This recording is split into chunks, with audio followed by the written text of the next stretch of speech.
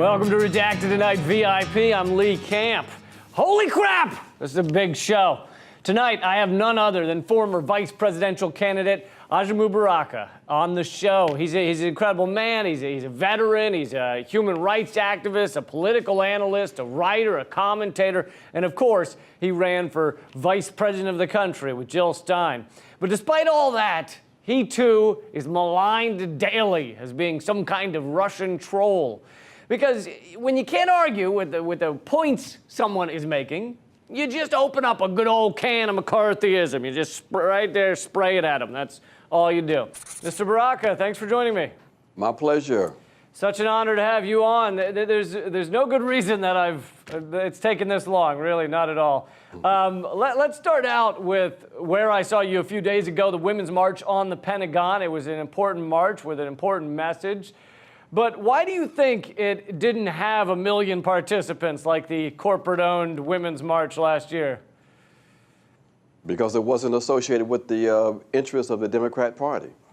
You know, the Democrats have clearly revealed themselves to be what they've always been, which is a party of war. So we have all these massive mobilizations as part of the so-called resistance, but yet we have a march being called by a recognized anti-war activist, Cindy Sheehan, who says that women should be out front in opposition to war because war has such a disproportionate impact on women and children. And there's no real support coming from most of the liberal community and most of the folks who are associated with the Democrat Party who also define themselves as so-called radicals. So that's why we didn't have great numbers. That's why we didn't have coverage from the corporate media. Basically, there is a bipartisan commitment to the use of force, aggression, war to maintain the hegemony, the dominance of this political system and this state. Yeah, I actually want to read a quote from you that I feel like gets to the heart of this. It says at the top of your Twitter account, the Democrats want war with Russia, the Trump administration wants war with China, and the rest of both parties don't care who the U.S. wars with as long as both parties are still committed to the pro-imperialist doctrine of full-spectrum dominance. I think that pretty much sums up what you're saying, correct? That's exactly what it is. And basically, the only real break on the advancement of the interests by this state and the ruling class corporate sector are, in fact, the people. That's why it's so fundamentally important for us to rebuild and strengthen an anti-war movement in this country, a pro-peace movement, and anti-imperialist movement here in this country. And that's why we have moved to organize the Black Alliance for Peace as an organization committed to revitalizing the traditional anti-war positions of the black community. And we see this as a very important instrument in helping to revive, if you will, the broader anti-war movement here in this country. Mm-hmm. We can no longer allow ourselves to be silenced, intimidated, by this war agenda being pushed on the U.S. people. So we see this as the number one issue at this point. It is important that we recognize that without a break coming from the people on this agenda, that these folks are so committed to the use of war and aggression that a tremendous catastrophic war is almost inevitable. Yeah, militarism has its greasy tentacles in just about everything in our lives nowadays. You ran for vice president with someone who also spoke at the Women's March on the Pentagon, Jill Stein, on the Green Party ticket in 2016. You talked about ending the military-industrial complex, giving everyone health care, wiping away student loans, creating a Green New Deal. Yet Jill Stein and you have been mercilessly attacked as Russian agents over the past 2 years because we all know the Russians are always threatening to give Americans health care. It's really nefarious of them.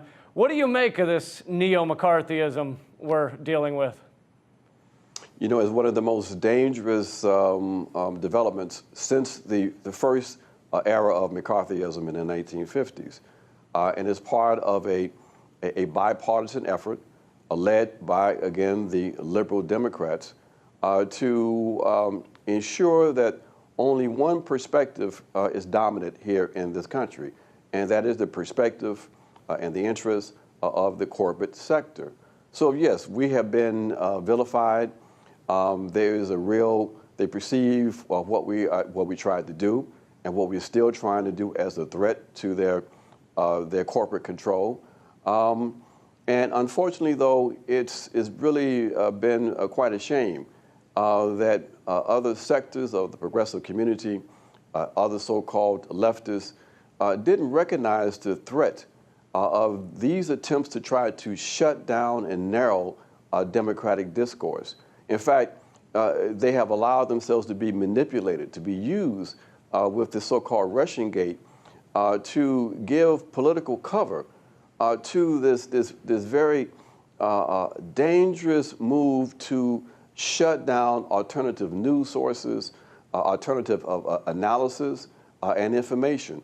And we are now living with the consequences of that. That basically you have RT, I just found out a few minutes ago, that it's been pushed out of the New York market just about. Mm-hmm. We see that, you see it on YouTube, and you have that silly ass message on the bottom about it being funded by the Russian government, like BBC is supposed to be editorially free from any kind of influence. I mean, you know, but people have gone along with this because it's in their objective interest to undermine democratic discourse and to undermine any attempt to build alternative popular power to the corporate agenda. Yeah, it really is a disgusting level of censorship that, you know, it doesn't matter what you believe or where you stand. If you want to stand up against censorship, now's the time, because it's going to come back to hit everyone who thinks they support it, as we've already seen. I want to move on to talk a little more about the Green Party. You're still a strong supporter of the Green Party, which stands for very important things. But it hasn't really achieved much success on the national level. I wanted to get your thoughts on that, or what you think the Green Party could do to achieve more. Well, you know, Lee, you're correct that the possibilities are really enormous.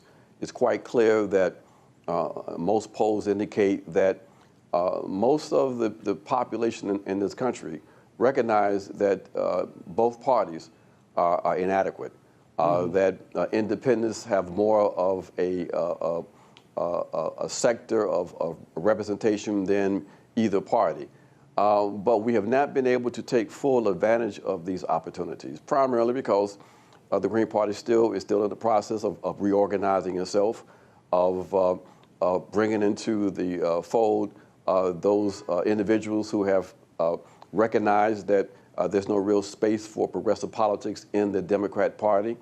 We have some holdovers in various states who are attempting to hold on to their approaches to politics in opposition to some of the energy coming from young folks. But there's progress being made. And that progress has to be made because we have to have some kind of effective political alternative. Many people talk about, in very cavalier ways, how easy it is to build a third-party alternative. Mm-hmm. Don't understand the grip that the two parties have on the electoral process. And therefore, it makes more sense, it would make more sense, if you looked at the Green Party as that alternative structure and concentrated your energies there. If you believe in the electoral process and any possibilities for progressive politics within the electoral arena. So, you know, it requires work, Lee. This is a long-term process. That was my message during the campaign, that this is part of a protracted struggle of building alternative popular power. It's not going to happen in the midterms. It won't happen in 2020. We've got to be looking at 2024, 2028, because look, the contradictions are not going to be resolved. There's no reform of this system. Yeah. The democratic rot will continue.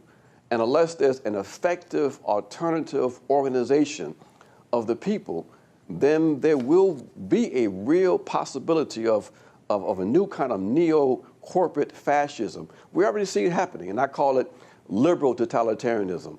If we don't organize ourselves and prepare ourselves for the continued decline of this system, then we are really opening ourselves up to a very, very dangerous and difficult period.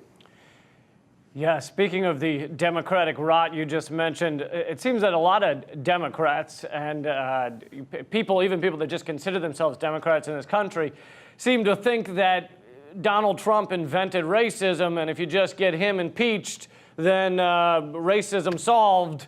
Yes, he has put it maybe more front and center, but I'm guessing you don't think that impeaching Donald Trump ends racism. Impeaching Donald Trump is nothing but a political diversion, even highlighting the so-called Trumpism. The issue we have here is not personalities. It is the system. You know, it's the structure of capitalism. It is the continuation of the agenda of the pan-European colonial capitalist project. And we've got to grow up and begin to develop analysis to go beyond the personality, and for people to understand that the very way in which this society and the system is organized against our interests. It's organized against the interests of the working class, against the interests of the oppressed.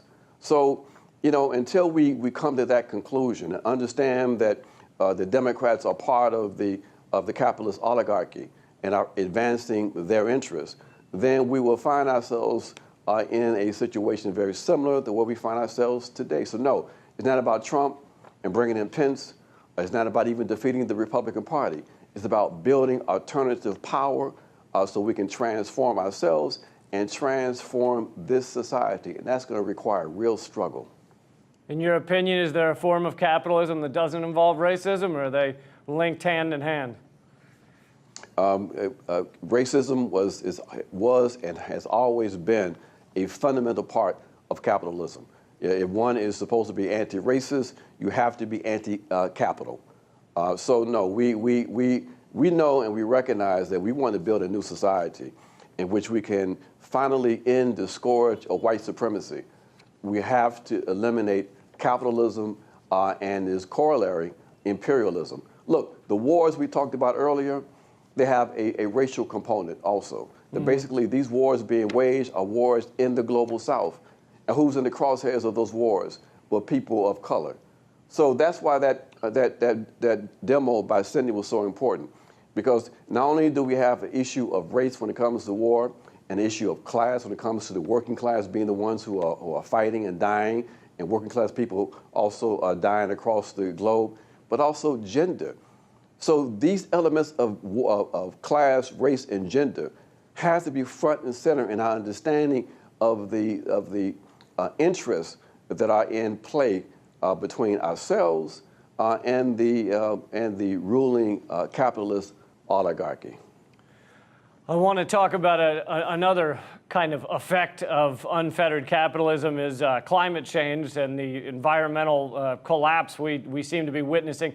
The IPCC recently said we have 11 years until basically all is lost for slowing climate change. After that point, extinction will be nearly inevitable. Do you think the urgency of climate change changes the calculation for just about every other issue like human rights and job security, et cetera?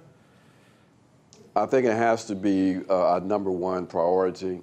It has to be connected to our other concerns. And of course, our other concerns is targeted primarily on ending the system of capitalist industrial production processes. That basically, we're not going to be able to tackle the issue of climate change as long as we have for-profit energy companies that are salivating at the idea that there's going to be an expansion of fossil fuel consumption of 40% over the next couple of decades. We're not going to be able to address those kinds of issues until we begin to take power from those interests. So, again, the absolute imperative of building a radical movement that takes power away from these criminals is imperative. So yeah, climate change and the very existence and survival of humanity is at stake now. And that's why the contradictions are different. We talked about the contradiction between labor and capital, which is fundamental. Mm-hmm. But now, because of the particular kinds of development of global capitalism, now the contradiction now is between capital and humanity. So those links are vitally important to be made, and the urgency of us waking up and understanding our common interests and being committed to building powerful, independent political organizations that clearly identify the enemy and are prepared to struggle against that enemy with a vision for a new kind of world that we can build. Without that, then we would be basically doomed. But I have full confidence that we are going to wake up. We're waking up. There's effective work being done in various parts of this country. We know that in the so-called global South, there's powerful people's movements developing. Our task is to make those links with those movements and to, in fact, build a new world. Yeah, that's what I was going to ask next, is where do you see the change coming? Is it from organizations like the ones you just mentioned?